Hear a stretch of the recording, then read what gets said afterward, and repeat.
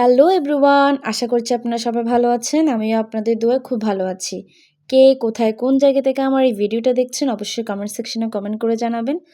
তো আজ আপনাদের সাথে আমার একটা রেসিপি শেয়ার করব। বাড়িতে যখন মাছ মাংস খেতে খেতে আপনাদের খুব বিরক্ত লাগবে বা মাছ মাংস ছাড়া অন্য কিছু ঝাল ঝাল খেতে ইচ্ছে করবে, তখন আপনারা রেসিপিটা বানিয়ে নিতে পারবেন। তো চলুন আপনাদের সাথে শেয়ার করে আমি এটা কীভাবে তৈরি করেছি।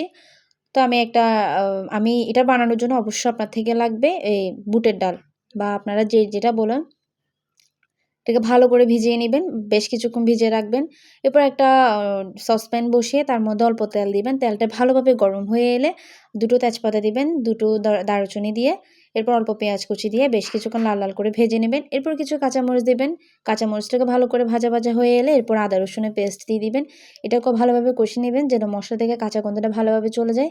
এরপর এক, এক করে সকল গুঁড়ো মসলা দিয়ে দিবেন। হলুদের গুঁড়ো, মরিচের গুঁড়ো, ধনে গুঁড়ো, জিরে গুঁড়ো।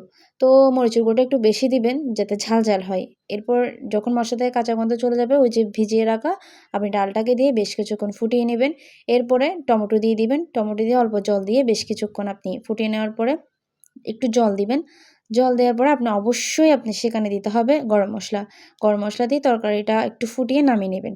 আশা করি আমার এই ভিডিওটা যদি আপনাদের ভালো লেগে থাকে তাহলে অবশ্যই আপনারা কমেন্ট সেকশনে কমেন্ট করে জানাবেন। আর অবশ্যই এটা বাড়িতে একবার হলে বানিয়ে দেখবেন। বাড়িতে রুটি, পরোটা যেকোনো তরকারির সাথে ইজিলি আপনি এক নিমেষে খেতে পারবেন। আর গরম, গরম ভাতের সাথে তো এমনিতেও খাওয়া যায়। বাই, বাই বন্ধুরা।